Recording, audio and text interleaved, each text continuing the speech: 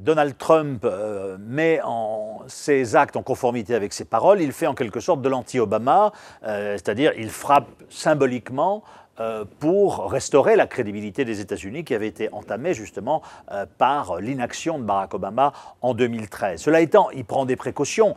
Les États-Unis ont averti les Russes, qui ont probablement averti eux-mêmes les Syriens, et ce qui expliquerait finalement un bilan de cette opération, d'après ce qu'on en sait, encore relativement faible, puisqu'il y aurait situé sur cette base, la base de Sherat, dans la province de Homs.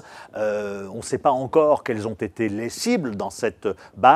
Il y a eu beaucoup de dégâts matériels. Est-ce qu'il y a eu beaucoup d'appareils syriens qui ont été visés? On sait que cette base servait à la maintenance des Sukhoi 22 qui sont utilisés par l'aviation syrienne pour frapper les rebelles.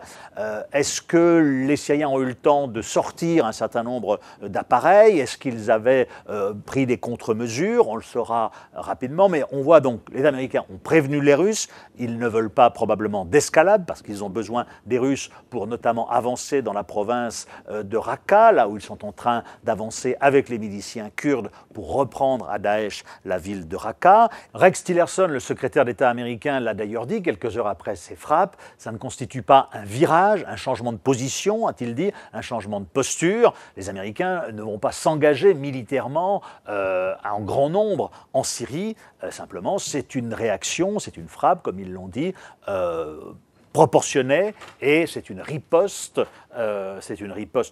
ponctuelle à cette attaque chimique qui avait indigné la communauté internationale et visiblement aussi indigné très fortement Donald Trump qui a voulu réagir très rapidement.